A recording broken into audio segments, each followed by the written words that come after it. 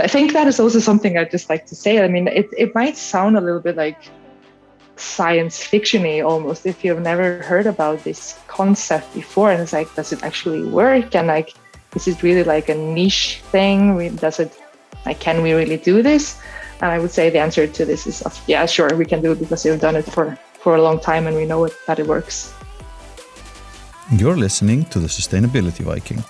In this episode, our guest is Stefanía Ósk Garðarsdóttir, who is a scientist and a research manager focusing on sustainable energy. In the first half, we talk about sustainable choices for food, clothing, and transportation. In the second half, we discuss carbon capture and storage, hydrogen, and lowering CO2 emissions from oil and gas production. Welcome to the show. Thank you, Gugge. Thank you for having me. So, first of all, how are you doing in these weird times? Doing pretty good, actually. It's been almost a year now since we had our home office period starting. It's kind of weird to think about it, actually. But I think we've been pretty lucky here in Norway, and especially in the Trondheim area where I'm living. It's been relatively quiet, let's say. And there was like a little bit of a spike before Christmas, actually. But then it's not a really big city. So as soon as you really start to like put the actions on, it really dies down pretty quickly. So I think we are lucky here. Okay. Well, that's positive. In the middle of nowhere. Yeah. Sounds like it's not having too much of a negative impact on your life. No, not really. Mm-hmm. It's okay. Okay, that's good to hear. How about you? Am I allowed to ask that? Yeah, well, of course. Well, I have to do quite a bit of traveling, so right now I'm quarantining. Man. Yeah, I guess it's all a matter of perspective. So right now I'm just staying productive while I have to quarantine. Yeah, that's good. Yeah. All right. First things first, I want to ask you a little bit about sustainability. All right. What does sustainability mean to you? Yeah, I feel like that's actually, I'm wondering, is it a trick question? No, but it's, I feel like sustainability can mean so many things, really. And when I was studying, of course, you had like this class book example, what is sustainability, right? And like if you would read in a class book, it would say it's basically utilizing resources today that won't affect the next generation needs, basically. But I feel like in practice, sustainability can mean so many things, and you'll kind of apply this concept or interpretation of the concept to all the different situations in life that you're facing. So I really don't feel I can give like a good answer, because I feel like it differs on the situation that you're in. Like, is it sustainable that I go to buy a new shirt, or that I use the bike instead of the car? But it's still, I don't know, actually. I mean, but I mean, of course it has something to do with it, that you try to leave as small of a footprint behind you from whatever actions or for whatever consumption or whatever you're doing. So I feel like in the kind of the grand scheme of things, it's about trying to minimize the footprint that you'll leave on the planet. Mm-hmm. Yeah. So that was a little diverging, but trying to converge again. Yeah. So maybe to sum up, responsible choices with respect to the future. Basically, yeah. Okay. Thank you. Well, I think that's a pretty good interpretation of it. Yeah, we all heard the textbook definitions, which is like the one that you started with. But there's also like a big discussion on sustainability, because to some people it is, for example, only environmental protection. Yeah. But it's important to I think see it from a bigger perspective, or really see it from like as many sides as possible at the same time.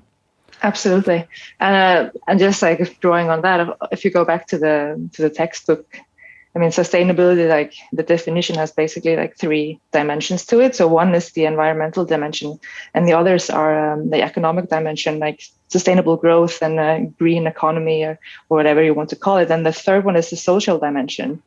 And then you can think about just transition and giving equal opportunities to people to live a proper quality of life. So in that sense, sustainability can mean incredibly many things. It can mean bringing clean water and clean energy to people that are in dire need and don't have access to what we call like standard living conditions. Mm-hmm. And in that sense, it's hard to. It can be hard to argue, or you have to at least have a very kind of a sober mind when you think about, for example, building new power plants in parts of the world that are in poverty, for example, or building out new infrastructure that requires maybe even cutting down land or whatever. I mean, and I'm not talking for like ruining forests or anything, but I'm saying that there are just so many dimensions that things are never really black and white. Mm-hmm. Yeah, sounds like you mean that there's always a trade-off and a balance between those three pillars of sustainability that you were talking about. Absolutely, yeah. Yeah, I think that's a good talk about sustainability and a little entrance into what we're about to discuss. Yeah. And then about like these the choices that we make and these responsible choices for the future.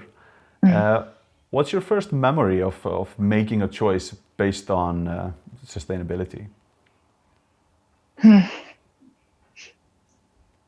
I'm trying to think like back quite like far into the past, and there's one thing that strikes me, and if it's necessarily like directly coupled to sustainability, or if it's more about maybe being aware of your environment. Now that's like on the environmental dimension is like when I was a kid, I was always was very aware that we should not be throwing garbage, for example, on the street.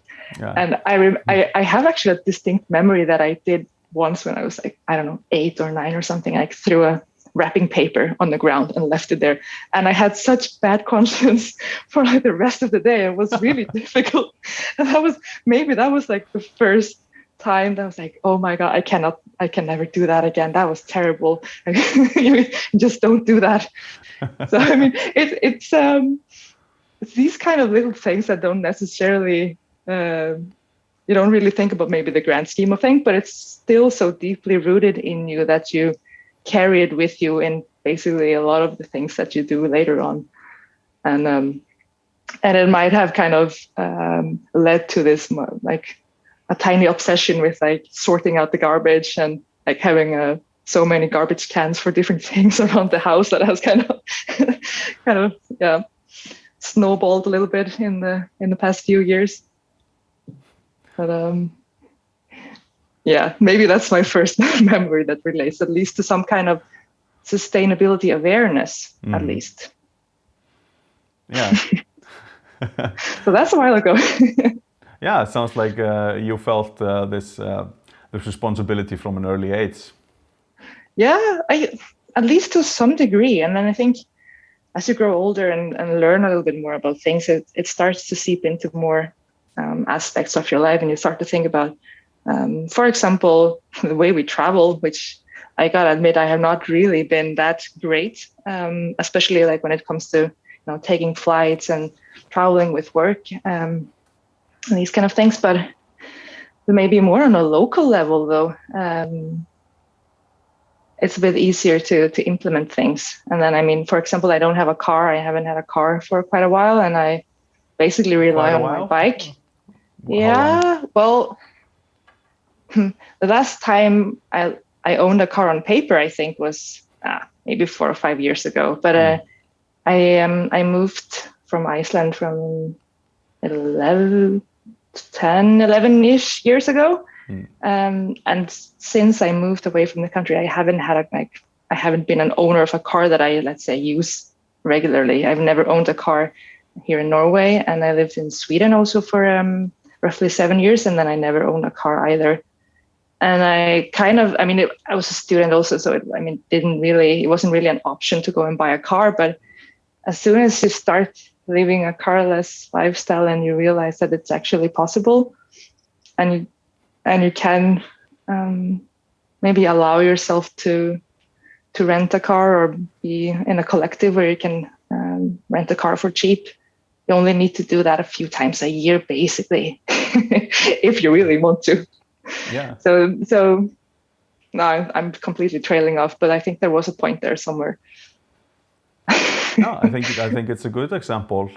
It is a great example to, for example, living this like a carless lifestyle. It's something that is a lot of people are lobbying for in Iceland, because Iceland is very similar to the US when it comes to this freedom that is associated with having your own car, and as opposed to something that we might experience on like mainland Europe and some countries that rely more heavily on the public transport, where, for example, you can very effectively use public transport, and just instead of wasting your time being stuck in traffic and driving the car, you can just sit as a passenger on the train and get some work done. And that's I think anyone who has lived in a system with a good public transport, they can relate to that. I'm sure that is really it's really a fantastic thing to have access to that. And that is definitely it can differ quite a bit, quite a lot from country to country or city to city, for sure. Yeah. Absolutely. What's the last thing you did to be more sustainable? Wow. Well, as I've had quite a stint in trying to do different things, and different in applying different changes to my everyday life. Some have lasted, some have come and go in waves. So there was a good period where I did not really buy any new clothes, and then I was really happy for a while that I actually did manage to make that work, and then that completely, I don't know what happened, but I failed a little bit. But I feel like doing these kind of things, and there was also, well, I don't buy or cook meat at home, so basically what you would call a flexitarian, I guess, but basically a vegetarian, but with a little bit of fish every now and then. But I feel like that is something that was actually a relatively easy thing to do. If you're not a really, really big meat person, then I feel like that is such an easy thing to do. And sure, I allow myself, or I can have meat if I want to, but it's I don't really feel the urge to it. So in that sense, it's easy to not do it. Also, basically just to, I don't know, try to not buy too many useless things that I know are just like, what do you say, like a momentary relief or like a momentary pleasure or something, I try not to clutter my home with stuff, and I feel like that is something that in the past several years has really made life a little bit easier and actually more calm in my near environment and home. So as you can see, I don't have anything on the walls now, but that's also because I just moved recently. But I don't feel the need to have stuff everywhere. And when you don't have that need, you don't also buy a lot of stuff to put everywhere. Yeah, seems like you're leaning towards minimalism with the benefit of this sustainability. Yeah, well, very mild minimalism, let's say. There's still plenty of stuff around, but maybe I'm good at organizing it, so I don't see it all the time. But I think there's a trade-off, or there's definitely a balance there, and it's good to experiment with things. Also, it's good to challenge yourself and just, challenge yourself for a certain period of time to okay, I'm not actually gonna buy any stuff because I know that I don't really need it, and let's try and use up the things that I actually have. And then you can also start to think, do I really need all these things? Maybe actually some of them could just go to the recycling bin, or I can give away to to the free cycle stores or something. Yeah, that's something that's becoming a lot bigger. Second-hand shops have always been there in terms of furniture and that kind of stuff, but now it's becoming more popular with clothes. Yeah. And you mentioned that you didn't buy any new clothes. Did you mean that you didn't buy any like new at the store, or just no new, like no, like nothing new to your cycle, like not even from a second-hand shop? It was a while ago that I did this challenge. I think I didn't really buy anything. Maybe like a pair of underwear or socks if like stuff were getting really tired. But I think there was a pretty good period of time where I just decided, I mean, my closet was just full of stuff, and I realized, I mean, I have everything I need. I have all my, my training clothes, or I have like all my shoes are pretty fine. I don't need to buy anything. Mm-hmm. But then I fell off the wagon. And I see now that I should do the same again, actually. Mm-hmm. All right. I always say every step counts, and as long as people are aware of it, that's more than doing nothing. So yeah, sure. Don't be too hard on yourself. Yeah, and there. Maybe we'll come back to that later, and I think we definitely will. But I think there's also, I mean, we can do a lot of things as individuals, and I think it's a good thing that we do a lot of things as individuals. But there's also other factors at play, and I think a lot of things will also have to come from, let's say, like the private sector industry, but also a lot of signals and policies, or let's say, framing has also to come from the authorities and governmental agencies and such. So I think there's a kind of a delicate balance between what kind of responsibility you put on individuals and what responsibility you put on the governments and private companies and such to also make a significant effort towards sustainability. Yeah. And it's always, like you say, this question of like, where does the push come from? Because it's as a responsible consumer, you actually put pressure on the economy and on companies to actually deliver products that are more sustainable. Yeah, I mean, I think that at least for me, the answer is a collective push. But in this collective push, there's still like an internal balance between the different stakeholders, one could say, or the actors. Yeah.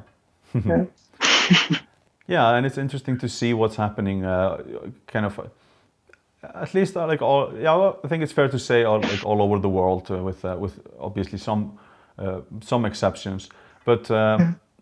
Where we really see like the governments are pushing with something, but the whole drive it's not only coming from the government. I think a good example would be a story that I remember in Iceland where people started to leave the packaging at the grocery stores just to give a clear signal to the grocery stores, like, we don't want this packaging.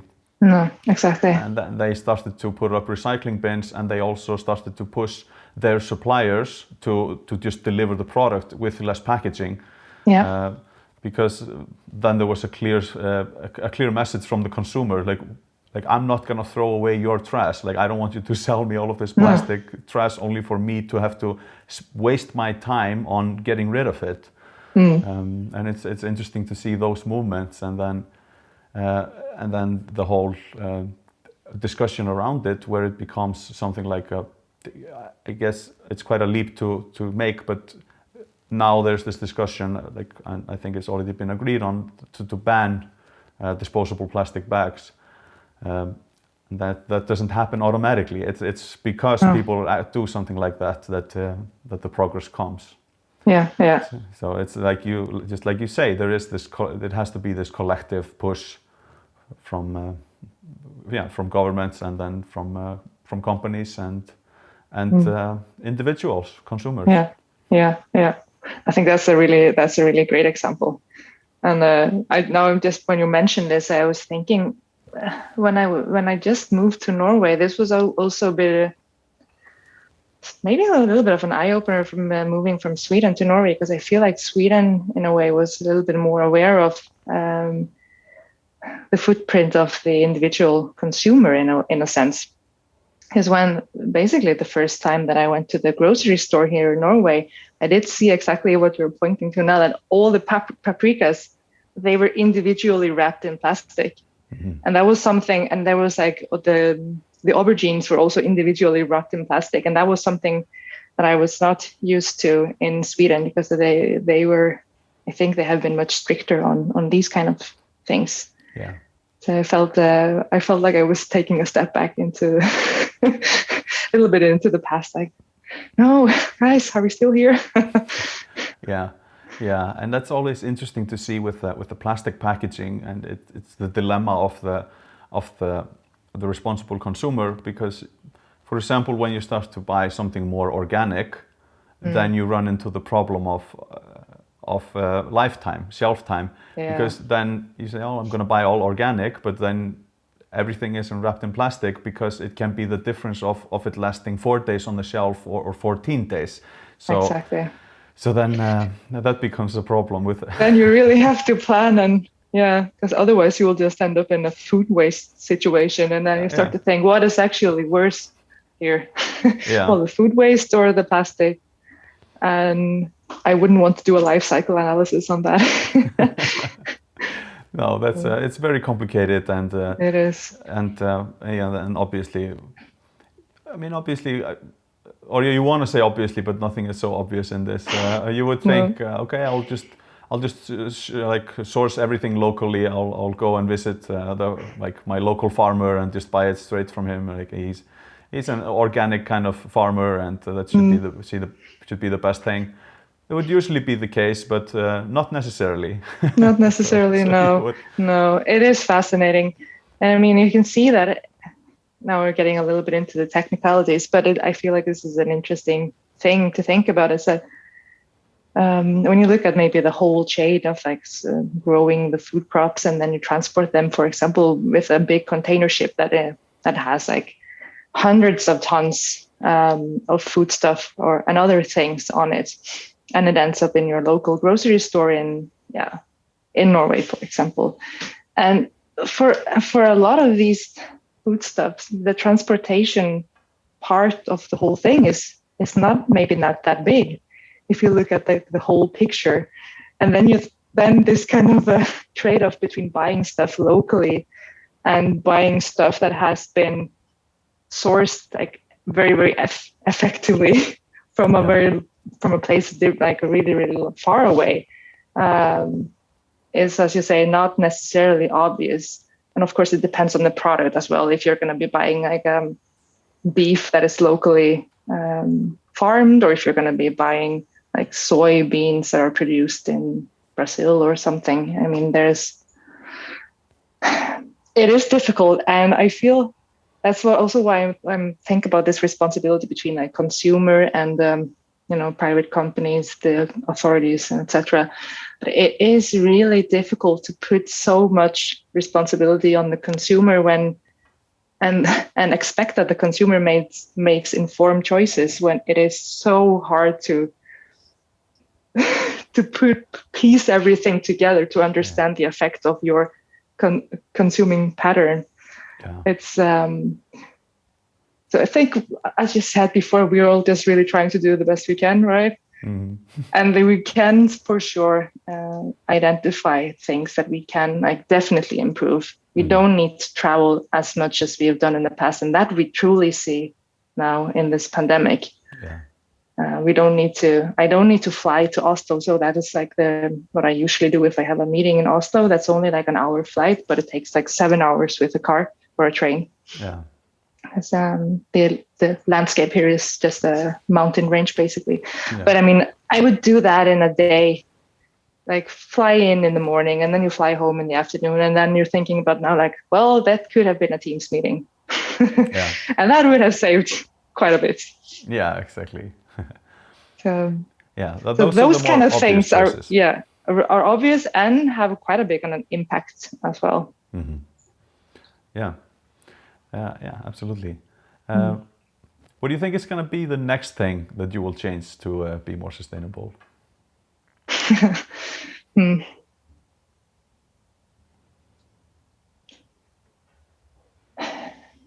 I don't know.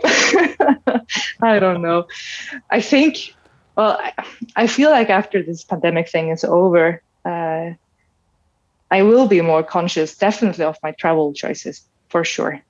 And I still haven't bought that car that I thought about sometimes, but the more I think about it, the less I want to do it. So I don't think I think I will just keep on the carless lifestyle. I've thought about it quite a bit if I should try a stint of veganism again. So maybe, but actually it's the cheese that is the hard thing for me, and and sometimes the fish. But in a way, I mean, you can also do a lot of things, and you don't necessarily need to go all in on things. And that can also mean, you can for sure travel every once in a while. You don't need to reduce every habit or every choice of living to absolute minimalism, but you can definitely shave off quite a bit of unnecessary stuff. Yeah. So that was a very unclear answer, but it's as clear as I can I can be right now. Well, it sounds like you want to be more responsible with your transport. For sure. And I mean, there is also this pattern of consumption that is generally that I think people in general should be aware of. You don't need to go on all the sales and buy clothes that we might use 2 times or not even at all. And there's a lot of this. I did feel it more when I lived in Iceland, to be frank, when something new comes out and everyone has to have it.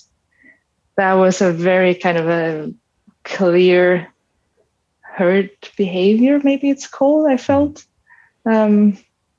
I think a very fantastic example was that lamp that came out 10 years ago. It was a lamp with some golden stripes and everyone had to have this lamp. So it was sold out in the whole country, right? It's why?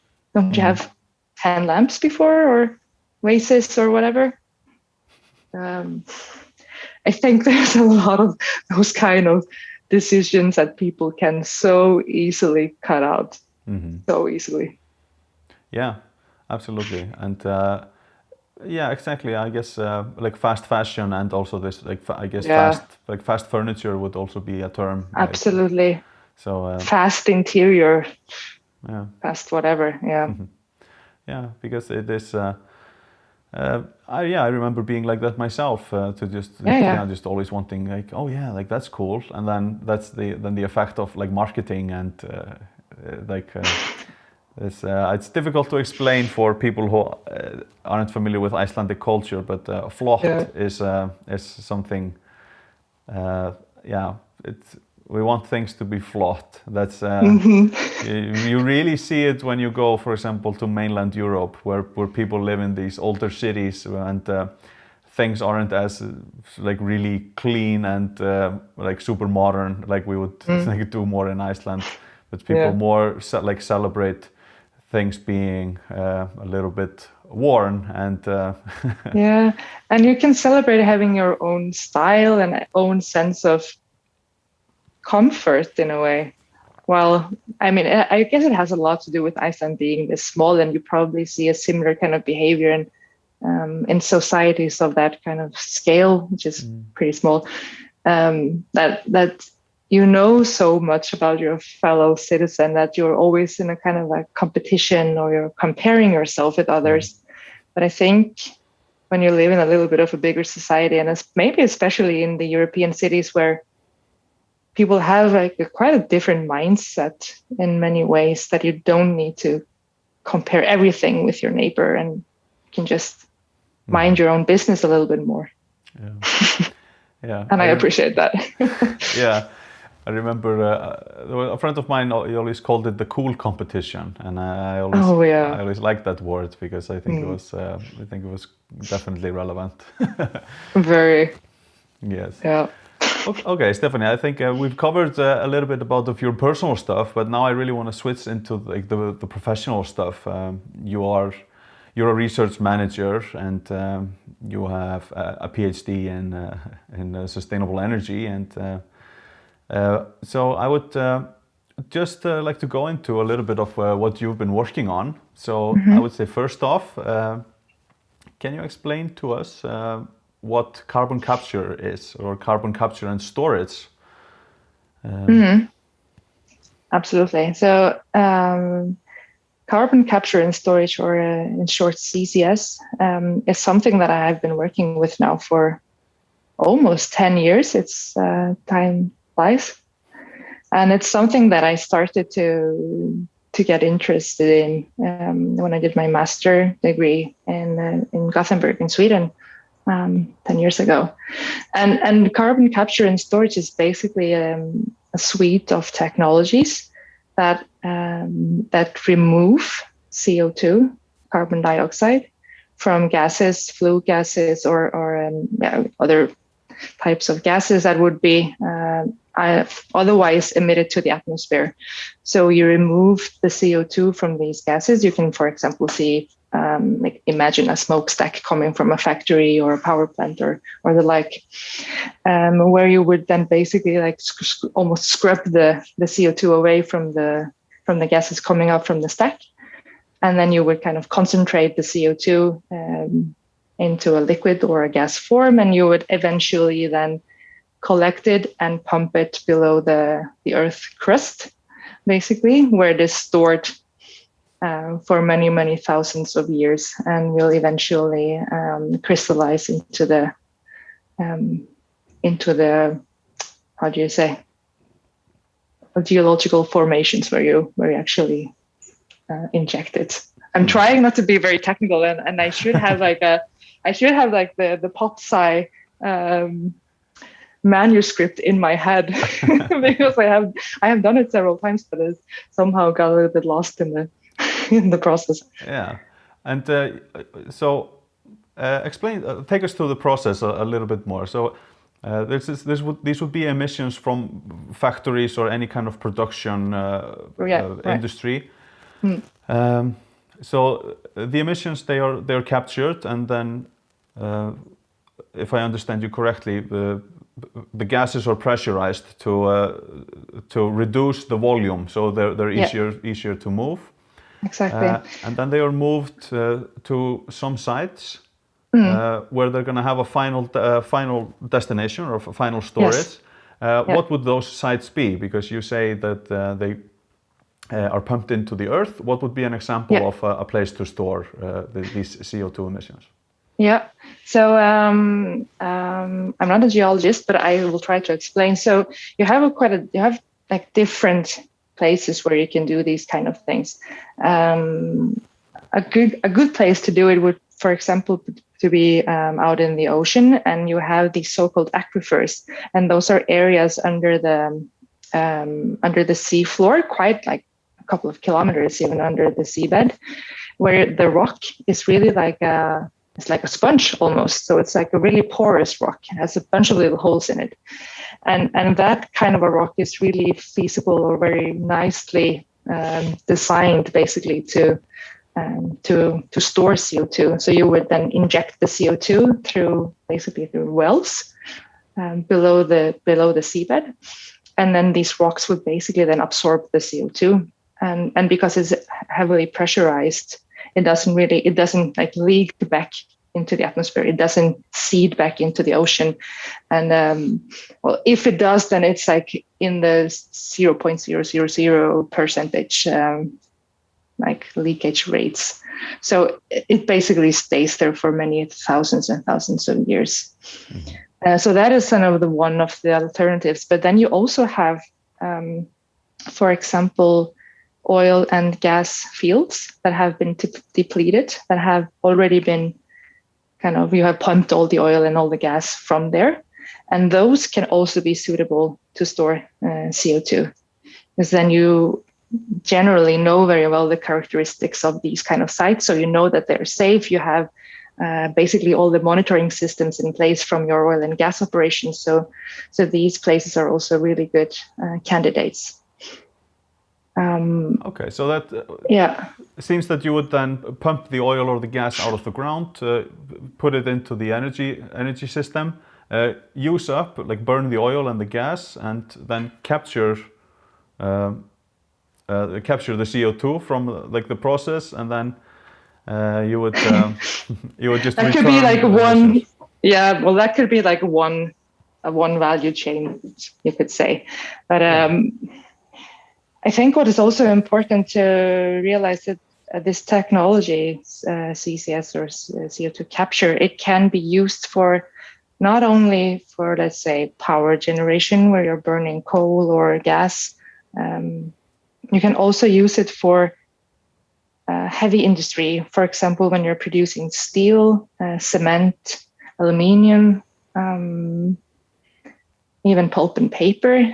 These are quite big emission sources, especially like steel mills and cement factories that have really quite a lot of CO2 in their flue gases that are coming from the smokestacks. And in many of these heavy industries, it's very, very difficult to change, to kind of change your fuel, to change even the raw material in order to reduce the CO2 emissions. Because I mean, like electrification with renewables is something that, I mean, we all kind of can relate a little bit to. We've all seen the windmills and we know how the solar panels look like, and we understand that we can eventually replace, for example, a gas plant with a big wind park or something like that. Or I mean, we can at least kind of see how we can phase out the fossil fuels from the power industry by building out renewables and also even putting CCS on some of those plants. But for example, for a cement factory, the CO2 is actually, I think, 2/3 of the CO2 that is released from the cement plant comes from the raw material itself. So even if you would basically electrify your whole process, you would still have a huge stream of CO2 coming from your plant. And then you would basically only be left with CCS to get down to zero emissions. That's because it is a chemical process. So it's in the chemistry of producing it. It's not from the energy that goes into producing it. No, it's from the raw material that ends up being the clinker or the cement that you will be using in your house or whatever. And to get that product, you need to basically remove CO2 from your raw material that you dig up from the quarry. Mm-hmm. And in that sense, it is good that the CO2 can eventually be stored in these kind of different types of formations. It's not only the depleted oil fields, it's also these kind of sponge-like aquifers. You even have a really cool, I have to mention this because, Iceland. There's also a fantastic project ongoing in Iceland, which is called Carb Fix. And I would strongly recommend everyone interested in emission reductions in general to Google this project. It's fantastic. So in that project, they are injecting CO2 that is mixed with water into the basalt, into the ground in Iceland. And what is quite special with geology in Iceland is that I'm so not a geologist, but I'm really trying to explain. The ground is largely made of basalt. Which is a mineral that is highly reactive to CO2 in water solutions. So in that way, the CO2 crystallizes. It basically the CO2 that was kind of absorbed and absorbed into water. You can even think about that you're injecting soda or something that kind of solidifies in the liquid and just ends up being like a part of the rock in a really, really short time. It's only like a year, this process. And this process would happen over maybe like hundreds of years in the aquifers these porous rocks that are not made of basalt, but something else. So it's like speeding up this natural process like insanely with basaltic minerals. Yeah. If there's a geologist listening, they're probably like, "Oh, it was a terrible, terrible description." But I'm trying. Sorry, sorry, guys. I think that's fine. I think you walk the line between being technical and being just approachable. I think that's very kind of you. Okay, that's a very interesting technology, and yeah, like you say, if we're able to speed up this process of having the CO2 emissions crystallize in the bedrock, then that's very interesting. Absolutely. And this, do you know if this technology would be is it isolated, or can it only be done in Iceland with the basalt layers? No. I faintly remember someone showing me like a map of the like where can you find basalt, and it was a little bit all over the place, but especially close to like probably active areas with respect to let's say volcanic activities. I think basically like the whole Atlantic ridge is just one big basalt. Mm-hmm. Lump of basalt. But no, I'm pretty sure you can find it in other places as well. And like off the top of my head, I would think like Hawaii, but probably also like in the maybe like in the Philippines or in other places where you have maybe a lot of geothermal activity. I think you have probably very basaltic mixed bedrock. Yeah, so I guess maybe. Yeah. But what I'm trying to say that it's not an isolated case only for Iceland. I think it's what I've understood. It's a very exportable concept. Yeah. Okay. Brilliant.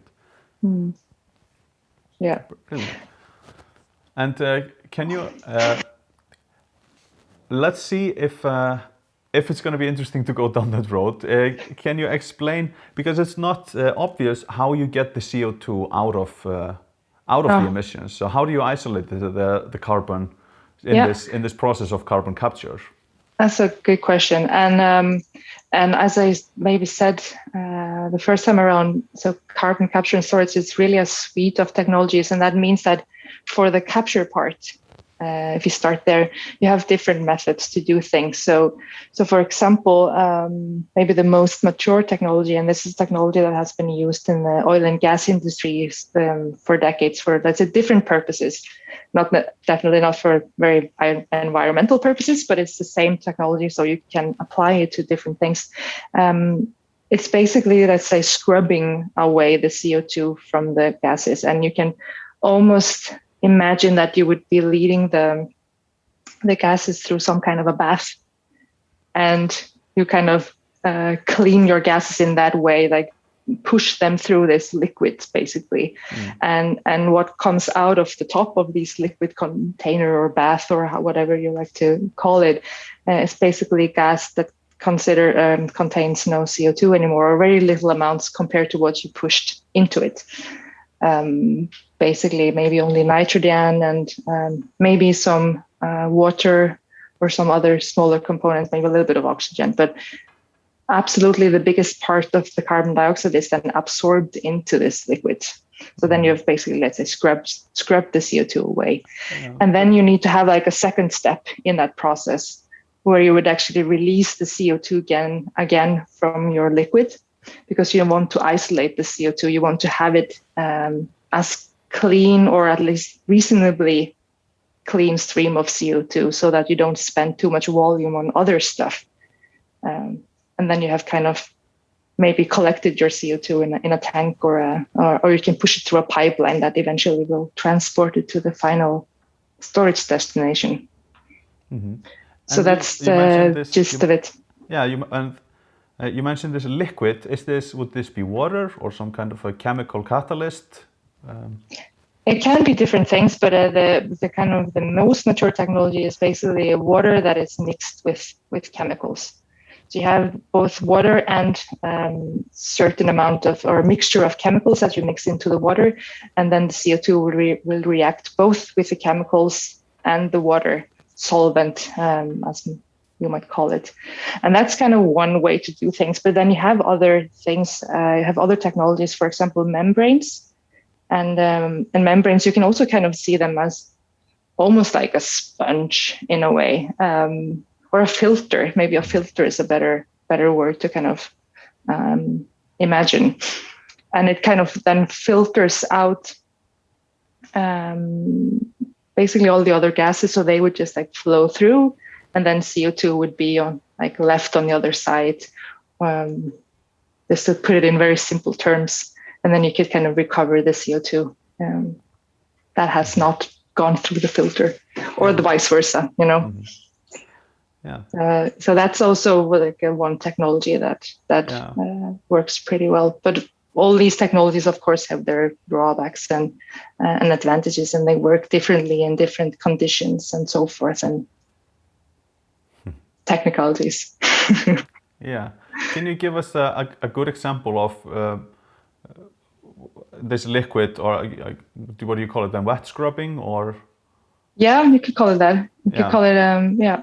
So what would be when would that be an ideal solution? That could, for example, be a good solution when you have, let's say you have a coal power plant, or you have a gas power plant, because these liquids can operate with quite a big variation in the composition of your gases. And there is a really nice example of this being done in a full scale, so to say, in Canada. There's a coal-fired power plant right in the middle of Canada, from the east to west. It's called the Boundary Dam, and there they have a project that has been going on now for at least 7 years, I think. They have a big scrubber of this type that removes the CO2 from the flue gases from at least one of their units in the coal plant. Mm-hmm. So that would be for a good example. And you do also do quite similar things. Actually, here in Norway, they are scrubbing CO2 from natural gas production. So there's a gas field where they produce gas that has really high amounts of CO2 in it. That's like just naturally comes with methane. And there they need to remove the CO2 to be able to actually sell the natural gas to have sufficient quality. But they were not allowed to just vent it directly to the atmosphere. And this was in 1996, so it's actually been going on for quite 25 years.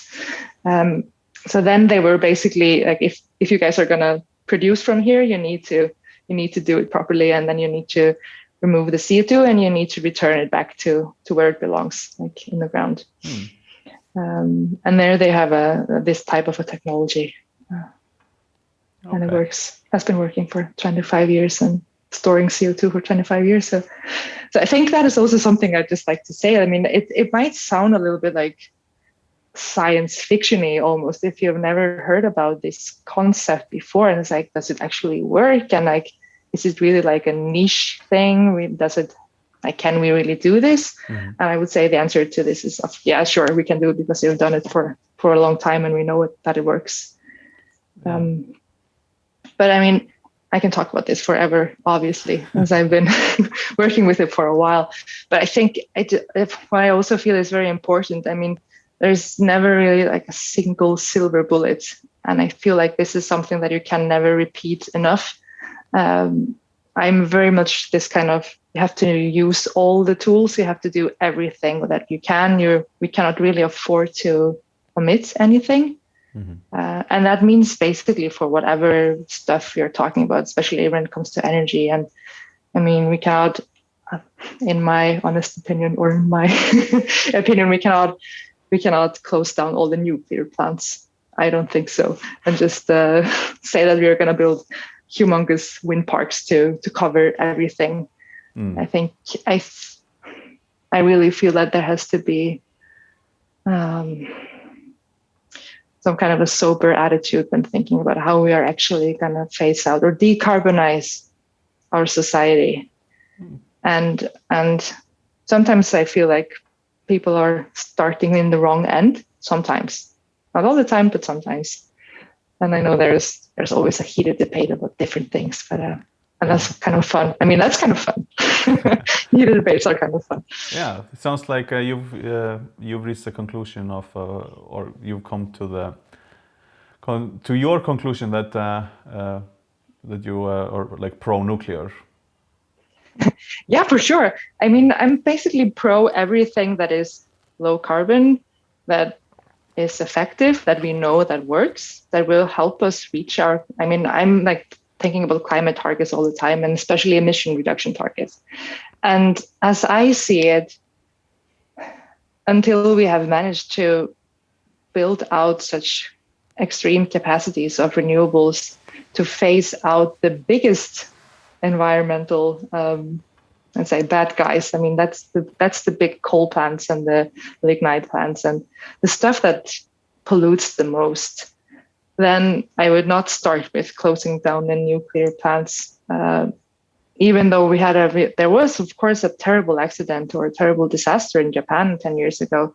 But I don't think, at least from what I've read and talked with my colleagues that know more about this than what I do, is that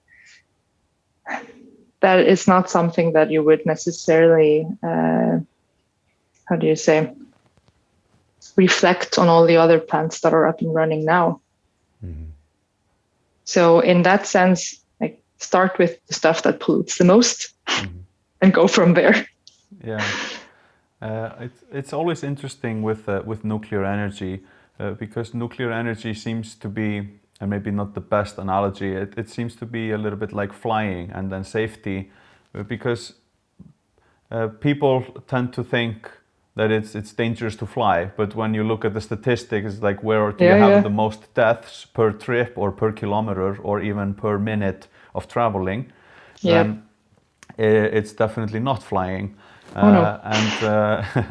And then, but it's so graphic when it goes wrong, and it's so like it's media friendly, because there's just a ball of fire and there's a lot of deaths at the same time, and Absolutely. so you have these individual incident or single incidents that just look really bad, and they look like some disaster Hollywood movie, but it's just Absolutely. happening in real life, and that people have a very emotional reaction to that, and that's the same thing with nuclear. There are, we have 3 major incidents, or maybe we could call it 2 major incidents, and then the third one somewhere in a little bit less severe. We have Fukushima Daiichi, that's the one you just mentioned in Japan. Then there's the 3 Mile Island incident in the US. That wasn't as severe as Fukushima Daiichi, and it was also not as severe as the Chernobyl meltdown. That's as far as I know, that's the list for nuclear, like really like proper nuclear incidents where things went wrong.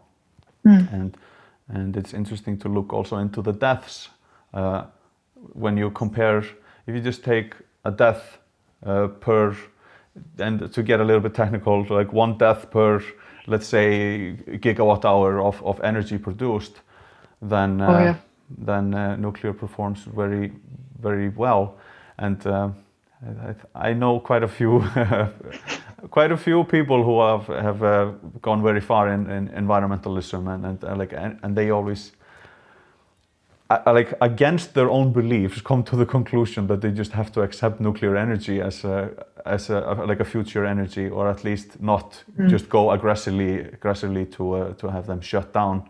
And it seems like you had a similar journey. It has a very low emission. And I mean, things are, for the most part, designed to be safe. And that applies to nuclear energy. It also applies to CO2 capture and storage. And especially, I mean, now there are also some analogies that we can try and draw on the CO2 storage perspective. And there people have, for example, these kind of graphic and like scary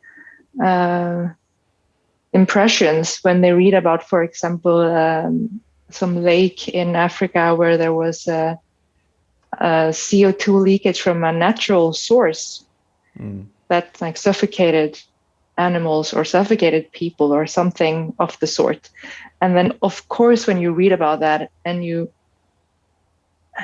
this is not your field of specialty and not the journalist that wrote this in the media, you don't really have the facts. You don't have enough knowledge to make a critical thinking or make a critical analysis of like, oh, this probably does not apply to every CO2 storage product that is out there in the world because this happened for a completely different reason. You know, I'm trailing off a little bit, but I feel like it touches upon what you just said. I mean, when you have these dramatic and these really graphic things happening and you make up your own like perception about how this relates to all the all the things out there. Yeah, and I think it's normal it's just part of human nature. Like we have this empathy and we have this ability to put ourselves in the shoes of another person. So we see death and horror, and it's very quick for us to use that as an argument not to go forward with something that we don't fully understand. Exactly. So it's understandable that people would like to just be a little bit on the brake when it comes to new technology that they do not understand. Be it carbon capture and storage, or nuclear, or self-driving cars for that matter. I mean, it's whatever it is. Yeah. I feel like now we're just getting from one thing to another, but because we're discussing this, I feel like the importance of science communication, that's just something that I've just seen more and more. The more that I've like worked in this business of being a scientist, how important it is to convey facts in a meaningful and understandable manner. Like, of course, towards the different kind of target groups, if you will. Like, if it's the general public, is it like high schoolers? Is it policymakers? Or is it industry people or whatever? But it's of course, in this era of fake news and and whatever, I mean, the ability to be able to convey facts in an understandable manner is just more and more important. And it's not easy for people also to make a distinction, like what is a fact, what is a trusted source. Can I actually believe what this person wrote on a blog or on what I think is a newspaper with credibility, but maybe not. Absolutely. I remember the dean of the University of Iceland writing an article where he used the term anti-logic, and I think that was interesting that it was coming. That he found himself kind of pushed to put that in his article about the university, and then he was talking about the role of the university to really communicate exactly what, like you said, to communicate to the public, and it really, it's important for the role of the university to take its place, I guess, in the fight against anti-logic, and honestly, it makes me sad that we even have this term, because it's when we have like all these movements like flat Earth and this, it almost pains me to just say those words, and it's difficult, but it definitely shows that there's a big need to communicate from the scientific world and make sure that people with maybe some questionable motives aren't taking something that has been like humbly put forward by the scientific community and twist it in some perverted way to serve their agenda. And so it's good to see people like someone like Neil deGrasse Tyson and for example like what Richard Feynman used to do and Carl Sagan and these people who have done a great job. Scientists that have really communicated with the public in a fun way. I think there is one girl, she's called the Space Gal. Yeah, the Space Gal. Her name is, if I remember correctly, Emily Calandrelli. Okay. I think that's her name. She's an MIT engineer, and she's really focusing on educating young girls, getting young girls interested in science. She's a fantastic communicator of science, and she makes it so much fun. She's really like high energy, adorable, so much fun, and I encourage anyone who has any interest in science to just look at what she's doing. She has a show on Netflix, and she's doing a great job. She's writing books for children, and it's entertaining, and it's also educating, and with a focus on science. I think definitely. I will have to look her up. I just get so inspired by listening to these fantastic science communicators. Another really great science and climate communicator is Katharine Hayhoe. She is a professor in Texas, I think Austin.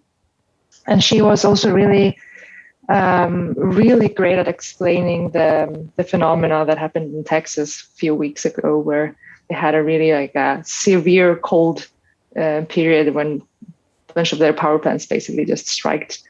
And I could also recommend to follow her, Katharine Hayhoe. She is really, really great. And she also has a series on YouTube that is called Climate Weirding, I think, where she explains like a bunch of is it mites? No, Jesus, what's it called? Sorry.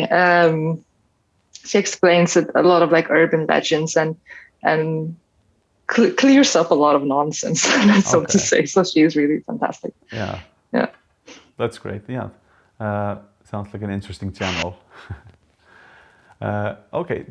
I know you've been working on some research on hydrogen. Hydrogen seems to be making somewhat of a comeback once again. Yeah. So tell us a little bit about hydrogen. What role does hydrogen play for sustainability? Yeah, that is also a very good question. So, I mean, hydrogen is one of the many tools in like the portfolio of solutions that we will have to use to basically get us towards the Paris goals. And I mean, it's up there with carbon capture and storage and with renewables, energy efficiency and batteries and whatever we can think of. And so hydrogen basically is an energy carrier. And when you use hydrogen, for example, if you burn it, it doesn't release any CO2. The only stuff that you get from burning hydrogen is water. So like it's very kind of a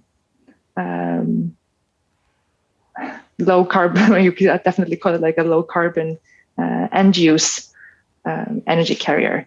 But then when you produce hydrogen, there are different ways to do it, and you can produce, let's say, clean or low carbon hydrogen in a few different ways. And one of them is to produce it with electrolysis of water. So then you basically take water and split it up into its two atoms, or let's say elements. Thank you. Which are oxygen and hydrogen. And if you do that using renewable electricity, because basically the only thing that you need into this process, except for water and maybe some light chemicals, is electricity. You can almost see that you have like a big pool of water, like a bath, and then you put electricity through it and you then separate the elements. So that's one way to do it. And then another way to do it, and this is kind of also coming back to the CCS, so the carbon capture and storage part, because I just like that part so much. That is, you can produce it from natural gas. And then you actually take the natural gas and you react it with steam. And in this process, you break up these molecules. So we end up with basically CO2 and hydrogen. And if you want to have a clean hydrogen, then you have to take care of the CO2, and then we go back to the CO2 capture and storage part, right? So everything is it's all interlinked, it's all connected. And I mean, being in a country like Norway, where everything is either super renewable or just super oil and gas, so it's a land of contrast in that way. Because I mean, everything that you do really in like your normal life, like the electricity that you have in your house, or like everything is like sourced from renewable energy. But then the country is a significant oil and gas exporter and doesn't really use any of those products itself. And I'm so trailing off, but this is really interesting because natural gas is really one of the biggest export products of Norway. And now with hydrogen being really high on the agenda, Norway trying to reduce their emissions and trying to reduce the footprint of their exports of their products. I mean, their clients, which is basically Europe and the UK, I mean, in the end, they do not want to have dirty gas from Norway or from anywhere. And it becomes a very kind of an interesting idea for a place like Norway to be able to export and also use hydrogen, both from renewables and also from their gas resources, and then utilizing CO2 and storage to make sure that the product is clean. So this is really interesting, and I'm working quite a bit on these types of questions. But I mean, of course, you can produce as much of hydrogen as you want, but you always in the end need someone to use it. I mean, you have to have a market, right? And that's where I feel like discussion is sometimes a little bit strange people have a different stakes. And I mean, that's normal. Everyone has different stakes when it comes to markets and what is the solution that you want to bet on. But hydrogen in itself as an energy carrier is really flexible or versatile. So it can be used in so many other things than just like in a hydrogen car, which might be something that that person that doesn't really work with hydrogen or doesn't know too much about hydrogen is like, well, is maybe that the only thing? Do you like compete with a Tesla? But I would say no, that's maybe even the least interesting, at least in my opinion. But I know, of course, many are interested in that.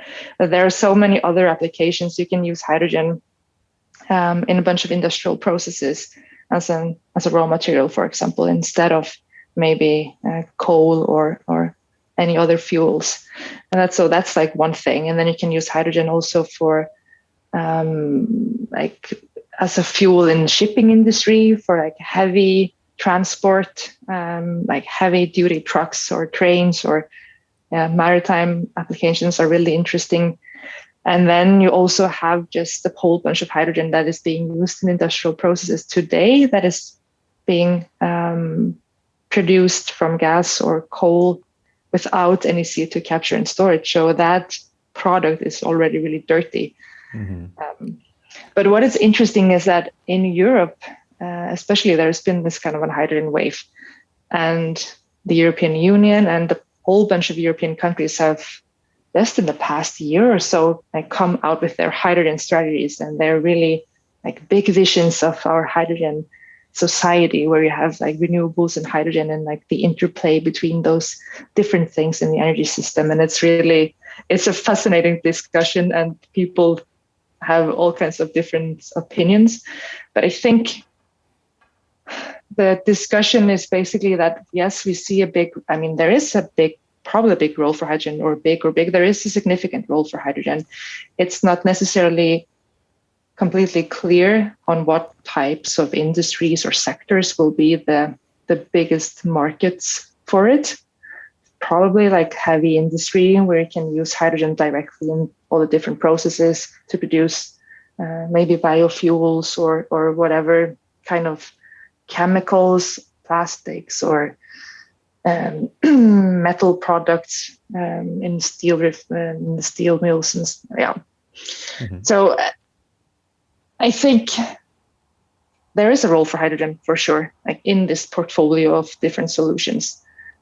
How big it will be compared to the other parts is very unclear.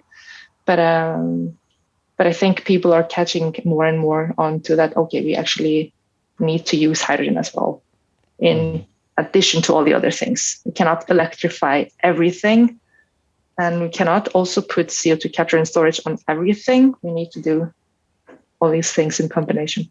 Yeah, and like you mentioned earlier, the benefit from hydrogen is that you just light a hydrogen. Is it then liquid hydrogen or in a gas form that you would, for example, in a hydrogen car that you would burn? I think, honestly, I'm not exactly sure. Because in this kind of a hydrogen fuel cell car, I'm not 100% sure like how the system actually looks like in the car, since I have not worked with that part myself. I mean, the filling stations probably have liquid hydrogen, and it also takes, I mean, the volume of it is so much smaller than if you have like compressed hydrogen. But honestly, I might be saying something that is completely wrong now, so I'm almost afraid to say too much more about it. Yeah, but in any case, the only emission is going to be just water vapor, right? It's basically. Just you have, so instead of having, and if you have like, maybe if you even have a fuel cell that is operating at a like a low pressure or something, you might have just like droplets of water basically coming from your exhaust. Yeah, so that's interesting. Do you know why hydrogen was kind of cancelled in that? Because I remember it being a big thing. What was it, like 20 years ago or so? Because we had in Reykjavik there was a hydrogen bus, at least one. It was just like spewing out steam, and it was interesting to see it. Do you know why we had the relapse in hydrogen? No, I would guess it never really caught the momentum, like both when it comes to demonstrating things at a scale that is like economically makes sense. I mean, you can always demonstrate things for the purpose of demonstrating that it works, and that is a good thing in itself. But if you want things to actually pick up and you want to, you need to, let's say, stimulate the market so that in the end it becomes like a self-driving mechanism, then you also need this kind of a collective push, as we talked about before, to actually make things stay and not just become some kind of a short demonstration period, and then it just kind of fades off. And of course, one thing could be that there were other solutions at the time that made more sense, that were more economically viable. You might have, I don't know, maybe you started actually with an industry that just had too many like better solutions out there, or there wasn't really like a push to actually go for like more green technology in that specific industry segment. So I'm not sure that I could pinpoint something like that's the reason, but I'm sure it was a combination of different factors. Yeah, absolutely. I guess in hindsight, long term, I mean, hydrogen had to be introduced at some point, but maybe perhaps it was a mistake to introduce it into private transport, as in like buy a hydrogen car, because I'm not going to buy a hydrogen car unless I know that there are hydrogen stations all over the place, because I have to. There has to be the infrastructure, and that's a very difficult thing to set up a commercial infrastructure where the end user isn't a technician that knows how to operate it. So there has to be complete trust in the infrastructure. So that's why it's very interesting what you say about the shipping industry, because there you have technicians on board, you have the engineers on board they know the engine really like the back of their hand. So that's a very interesting industry to go into, because it's also very energy intensive. So absolutely. And then there you have fewer large ships instead of just so many smaller cars. So that would be a very interesting sector to go into.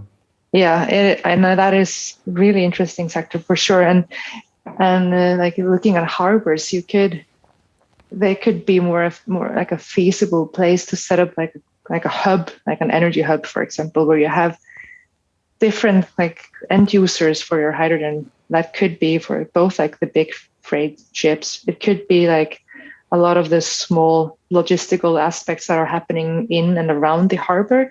But I mean, there you would have at least a good place to start building out an infrastructure that is bigger than just one small filling station and in the upper parts of Reykjavik.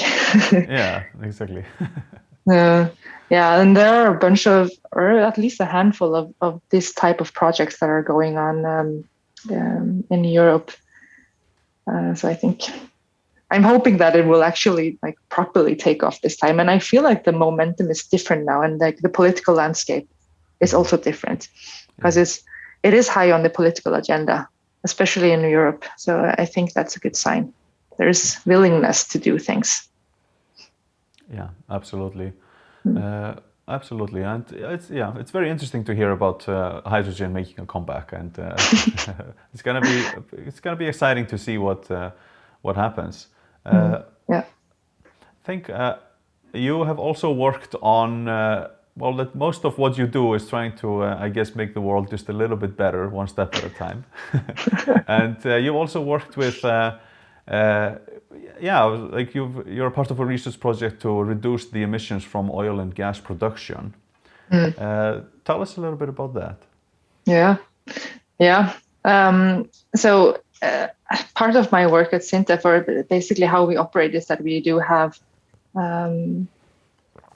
we're it's called a project matrix organization. So it's a lot of big words, but it basically means that we work with a lot of different projects at the same time, and different people can be working also in different projects. So you're rarely sitting with one project on your table and just working on that until it's over. And one of the big like flagship projects that we have is a research center. It's called Low Emission. And it's a big collaborative project between us at SINTEF, also the Technical University of Norway, which is co-located with us here in Trondheim. We have quite a big financial support for the Research Council of Norway. So it's taxpayers' money, basically, coming in and supporting this initiative. And then we have more or less the fleet of oil and gas operators from the Norwegian continental shelf, and a lot of the technology vendors that are working towards the oil and gas industry to actually deliver the actual equipment that is being used in all these different operations. And this center is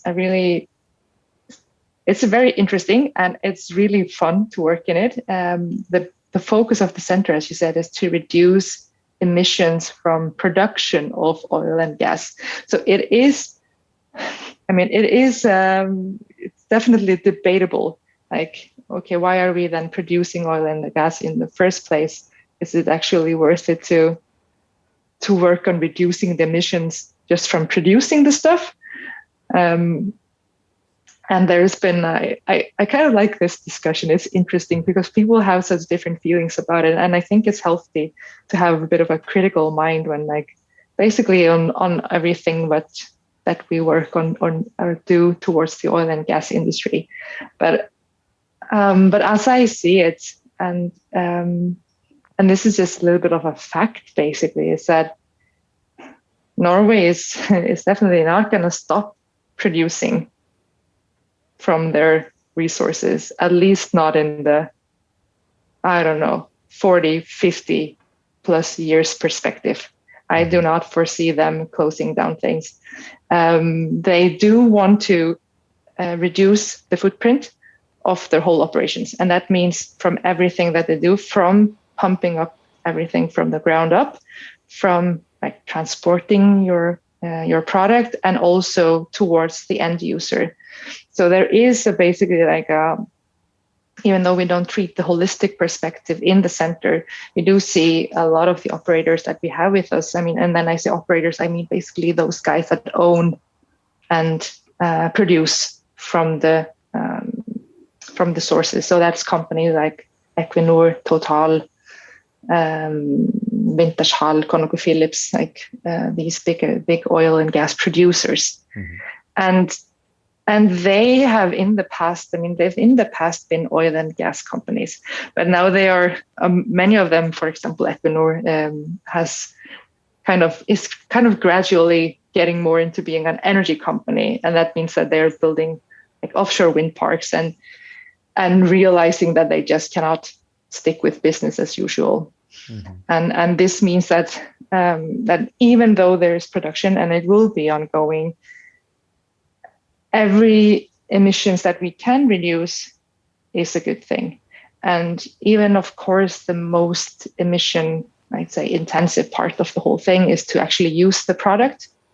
There is still plenty of emission that comes from just producing the thing, just to pump up the oil from the ground.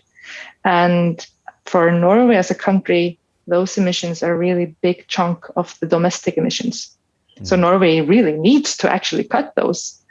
And then it's really quite motivating to work with the technologies that can do that. And what is also interesting in this whole thing is that you get to develop technology that is not necessarily only applicable for oil and gas operations. You can use a lot of the technologies, the concepts, solutions that we develop in other industries, to other applications. And that is a cool thing, because that means that you're basically using the oil and gas money to do something that can be applicable to, I don't know, renewable energy business, to a lot of other different things. So in that sense, it's motivating, and I feel it's research that makes sense. Yeah, there's like it seems to be, well, not necessarily a spin-off technology, but the technology spins off into other sectors. Absolutely. Which wouldn't then be oil and gas. And I think it's an interesting point that you bring up, that it's I would say that it definitely helps to make a bad thing better. So I think that's just a humble, just the mature way of looking at it. This is the system that we're living in, and let's make it better. And in the grand scheme of things, it's of course not enough to just reduce that part of the emissions. It has to be a holistic approach, and this is for everything, not just oil and gas. It is for everything that we do. And that could mean that we just don't buy as much stuff in our home, or we do things in a way that we know leaves a smaller footprint on our environment in general. But there was a point there, but I forgot it. Yeah, but you really explained a little bit of, I would say, something that could be even considered a political approach to what you're doing, which is does it make sense to invest, to spend taxpayer money into the oil and gas? People can have an opinion on that, but like you said, I think we should just accept the fact that oil and gas are going to be produced for the next decades. Even though Europe would just go completely carbon neutral, that still leaves the rest of the world, and energy is in high demand, and it's only going to increase. So to be just realistic is that Norway isn't gonna just shut down their oil rigs and just say this isn't ethical. So hardly. Any work that can be done is really good. Absolutely. And maybe I'm trying to remember the point that I had before, but what I was also thinking is that one thing is that you pump out these things and you make the products also more environmentally friendly, let's say, for example, by converting the natural gas to hydrogen and taking care of the CO2 that comes with it. So that could be one way. And then, maybe oil demand will, and hopefully gradually fall. I mean, and then there's a lot of things that will then contribute to that. I mean, one thing is maybe the transport sector will have taken up the use of different types of fuels and have more electrification. I mean, hydrogen can be one part, ammonia can be one part, for example, or biofuels might have some role to play, as long as they don't mess up the complete ecosystem and take away food food products. I mean, there's always this demand for biomass that is, that can be a balance. But that also then kind of feeds back to like our consumerism patterns. The less that we consume, the less demand there is for products that are made with, for example, oil, all plastics, so many chemicals, like a whole bunch of things that we have around in our homes. I mean, all of these, like a lot of the stuff that is in this pen that I've been playing with like for an hour now. I mean, it's plastic and it's sourced from, petrochemicals. Yeah. So oil is not just something that you pump in your car. It is really used for so many different things. Mm-hmm.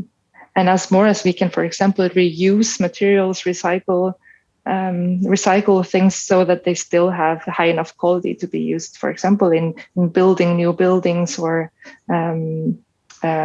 trucks or transportation devices or whatever. I mean, that is also really an important part of the picture. Mm-hmm. To kind of reduce the demand on the production, actually, in the end. Yeah. So, what would be some technical examples of what you are doing to reduce the emissions from the production of oil and gas? One of them is then back into the hydrogen, and that is that you need a lot of energy to basically push water into the oil and gas fields to then get the good stuff out, or the bad stuff. Mm-hmm. And that takes a lot of power to drive the compressors and the pumps that push water into the fields. And to produce that power, you usually have gas turbines on the big oil platforms. And these gas turbines are then run with natural gas as per today. And then these turbines, I think they account for about 80% of the emissions that come, like in general, that comes from producing your hydrocarbons. And if you would then change your fuel to our clean hydrogen, you would have reduced quite a bit in one go. Mm. So that is a pretty cool research that is going on, that we are working together with turbine manufacturers in testing combustion of hydrogen and ammonia as well, flames in these types of turbines, and looking into their stability and how to operate. Yeah, I'm curious about because you say 80% of. Is that then just to get the crude oil, or are we talking about like the product that is ready at the gas station or on No, just to push it out of the field. Yeah. Okay. Got it. Yeah. Okay. So then not you the will oil need to refineries. transport. No. So then you're into like a completely different picture as well. That's also quite a heavy, energy intensive process to separate and break up the crude oil into the gasoline or all the different fractions that you have. Yeah. Maybe it would be nice to have you explain what those what those are, what happens at an oil refinery, because I guess not a lot of people know that. No. So what you basically the raw material that you get into the oil refinery is the crude oil, and crude oil is really quite a complex mixture, chemical mixture, you could say. It has a very it has a lot of like different hydrocarbon chains that are in different links, and it's a soup of things. And to be able to actually get your gasoline that you would put in your car, or that you would have other types of fractions that maybe go more into the jet fuels, like airplane fuel, they are kind of different combinations of fractions from the crude oil. So what you do is you take the crude oil and you heat it up. I think, and now I'm trying to think a little bit back into how the distillation process works, but you basically process it so that you kind of break it apart into different fractions that are weigh differently. So you kind of have like the heaviest part of the crude oil going into maybe the shipping applications, where you would have like heavy fuel oil that is kind of like dirty, heavy diesel or something like that. Then you could have something in the middle, which is like maybe lighter diesel. You would have like gasoline and maybe even lighter fuels, like more gaseous fuels that go into whatever other applications. Mm-hmm. And some of these kind of fractions, if you will, might then also be used further, for example, to produce chemicals, to produce plastics, plastic, this insulation pipes that you would have in your home, or and you would see when you crack open the street to do some fixing and whatever. They're used in all kind of different things. Yeah, so it sounds like you need to make it a little bit more, I guess, approachable. You need to cook the crude oil to separate it into different products. Yeah. And am I correct to assume that the more you cook it, the finer product you get, or so that I guess the dirty diesel would be then less energy, and then to separate it even more, you would do you need more energy to make gas than that you would need to make a diesel, or just like the heaviest diesel you say that the heavy ships are using? Oh man, I feel like I should be able to answer this question. Because so like in a typical refinery, you would have like you would basically do a lot of the separation in like a one big column, and where you would like cook your crude oil to separate it, and then the heaviest fractions that you're left with do not really cook at an atmospheric pressure. So then you would need actually more energy to cook these very heavy fractions. Okay. You can kind of think about it. I mean, like if you would have concrete, it would probably be a little bit more difficult to cook that than if you would have liquid water. You would have to have so much energy to get it from this heavy, dense phase, the solid, to something that is eventually a fluid or a liquid, and then eventually at a very, very high temperature, a gas. Okay. But then the lighter fractions, because of this is also tricky. The fractions have different boiling points. So some of them boil off like as soon as you start to cook a little bit, then like the lighter fractions will just like float off easily. Yeah. While the heavier fractions, you need to like cook more and more and more to actually get them to be released. Yes. So if that makes sense. I guess a little bit of there's some oil engineering there, oil refinery engineering. It's something like specific. That. It's very specific. And then the thing is that a lot of these refining processes are quite complex. So it's definitely not just a single step to start to cook the crude oil and end up with something that is sellable to the market. You need to clean it from sulfur and a whole bunch of stuff. And you actually need I'm getting back to the hydrogen, because I love hydrogen, right? So then you need a bunch of hydrogen also to help you clean off the nasty, like the sulfur and other nasty stuff. And then you need to have a lot of hydrogen to kind of come in and help you clean off the things.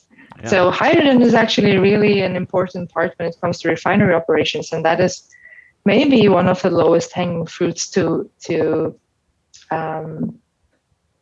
get clean hydrogen into our society, is actually to upgrade or retrofit the existing production that is out there today and clean that up, instead of trying to build small filling stations for private cars in random places. Yeah. All right, sounds good. Is there anything you want to add? Anything other than hydrogen that would be nice to reduce the emissions from the gas production, oil and gas production? Right. Okay. Yeah. Sure. There's also other things, and everything is controversial a little bit. Naturally, it's in our nature. So, and one thing that is being looked at quite a lot in Norway, and also a bit in other places, is electrification. Electrification, both like building renewable, for example, offshore wind that you can couple to your operations, but also building out big cables from land to production sites in the sea. To the oil platforms, or oil. To the oil platforms, yeah. So, and that is being done today for some platforms. There are. I'm really like wading into something that is it's interesting discussion for sure, because so here in Norway, as I said before, the power system is generally made up of hydropower. That is like 90 like plus percent of the power comes from hydropower, and there's a little bit of onshore wind, but it's basically hydro. And Norway has had quite an important role, like in the northwestern Europe, as being a little bit of a buffer when it comes to like exporting power when there is a power shortage in other parts, especially like in Sweden or even to the UK. So there are like big power cables out in the sea. But so electrification of oil and gas production certainly reduces the emissions a lot, for sure. When you do it with renewable power from shore. But of course, there is a heated discussion, like an ethical discussion, political cost discussion. I mean, it is expensive for sure to lay out a couple of 100 kilometers of like a big juicy DC cable that is going to feed your platform with your platform that is producing oil from power that is coming from what maybe once was a nice waterfall in the mountain of Norway, you know. Yeah. So, and I think it is a good discussion, and it has to be there. A lot of people realize that you cannot electrify everything, and there are ethical questions about using this power that could then otherwise go to something else, instead of reducing the emissions from the oil and gas operations. But yeah, that is also it's a heated discussion, but it's a concrete example of what solutions are out there, though. Mm-hmm. And they are effective in the way that they do reduce the footprint of your product significantly, at least on the production side. Mm-hmm. Yeah, I think everyone anyone who has any experience with sustainability and environmental issues knows that nothing is so simple that everyone agrees on it. And absolutely not. There is a lot of, there's a lot of different stakeholders that have different agenda or even a different perception of things. Mm-hmm. So it's usually never just like a one-way street. Like we will do this and that will just work for everything. Yeah. Yeah, I think unless you want to add something last minute, I think that's a good way to end it, because that's really what sustainability is always dealing with. It's there are a lot of opinions and there are a lot of stakeholders, and it's complicated to balance all of it. Oh yes. But again, every step counts. Everything we can do, it all counts and makes a difference. No perfect solutions, but we try to do better every day. Indeed. All right, Stefanía Ósk Garðarsdóttir, research manager, scientist. Thank you so much for being on the show.